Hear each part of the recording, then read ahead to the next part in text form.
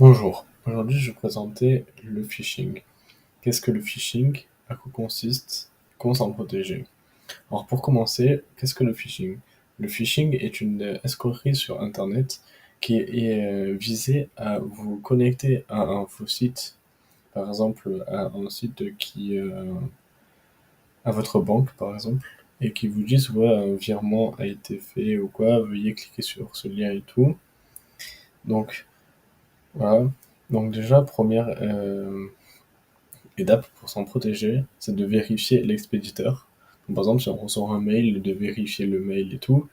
J'ai vu qu'une nouvelle fonctionnalité était sortie sur sur Gmail, qui est une vérification qui fasse comme sur les réseaux sociaux. Ils marquent une vérification et c'est des adresses mail vérifiées des vraies entreprises. Donc c'est pas mal pour s'en protéger. Après, c'est aussi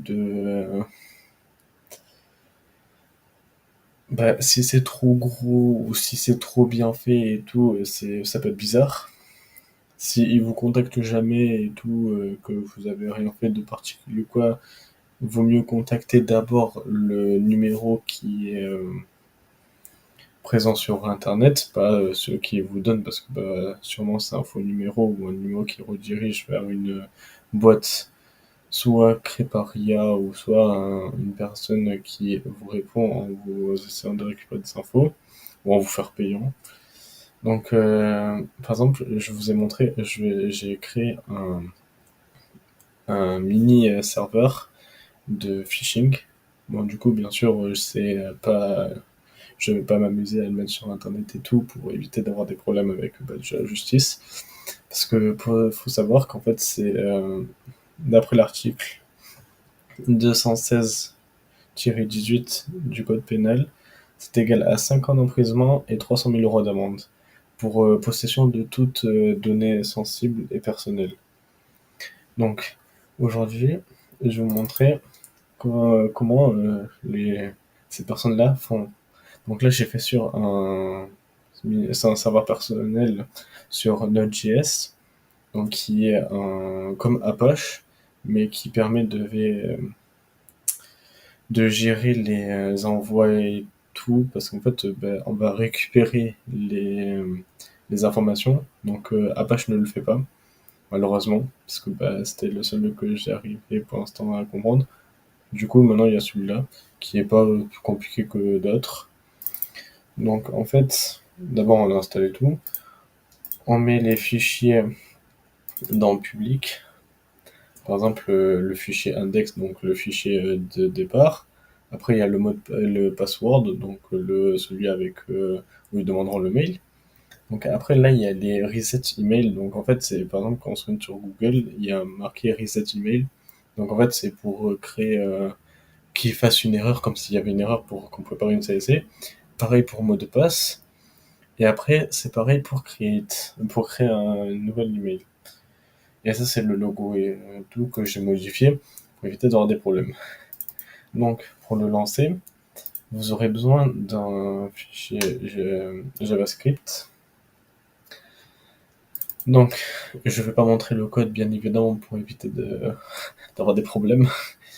Et j'ai modifié pour éviter aussi d'avoir. Donc, je lance le code bash.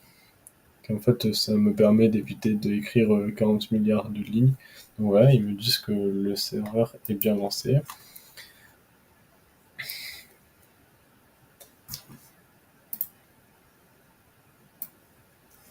Donc voilà, était sur la trim. Donc voilà, donc ça ressemble bien à Google, une belle page de connexion. Donc j'ai modifié le logo que je trouve qui est pas mal pour un bon début. Donc voilà. Donc par exemple là vous voyez que j'ai pas de mail.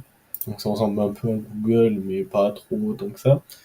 Bon du coup, non mais comme si je viens de recevoir le mail en me disant de me connecter et tout. Donc je vais mettre par exemple YouTube arrobase j'ai pas de mail.com car j'ai fait une fonctionnalité qui disent que par exemple si on met par exemple une mauvaise adresse mail, et ben ils disent une adresse mail ou un numéro de téléphone valide pour comme ça au moins on puisse quand même avoir un retour et tout pour qu'on est sûr que les gens mettent le vrai truc comme c'est ce qu'on écrit vraiment. Donc du coup j'aurais utilisé YouTube arrobase j'ai pas de mail.com. Bon, on fait suivant. Donc voilà, il m'a bienvenue, c'est votre mot de passe. Donc là, mon mot de passe. Donc je peux faire ça pour voir, parce qu'en fait ça marche pas en fait, c'est juste factice. J'ai pas réussi pour qu'il affiche tout. Donc voilà, je fais suivant. Et là, hop là, ils me disent mot de passe incorrect, réessayer ou cliquer sur mot de passe oublié pour utiliser. Donc voilà. Donc ça c'est l'erreur qu'ils vont faire sûrement ce qu'ils vous disent. Donc vous vous dites bon, bah, c'est juste une erreur. Mais côté serveur, on va dans le fichier qu'il a créé avec les identifiants et tout, et on voit YouTube, j'ai pas de mail, et le mot de passe YouTube. Donc voilà. Donc c'était pour vous montrer qu'est-ce qui se passe côté client, la victime, et côté ce qui se passe côté serveur lors de la connexion. Donc du coup, ce que je disais tout à l'heure sur les autres fichiers HTML, c'est qu'en fait, c'est quand on veut marquer adresse mail, ben, la récupération d'adresse mail a échoué, réessayé ultérieurement. Pareil pour la création de compte et pareil pour mot de passe et tout. Donc voilà. Donc j'espère que cette vidéo vous aura plu, qu'elle vous a permis d'apprendre un peu plus sur le phishing et j'espère que ça vous aidera pour éviter de vous faire avoir sur les faux les attaques de phishing. Donc bah à bientôt, au revoir.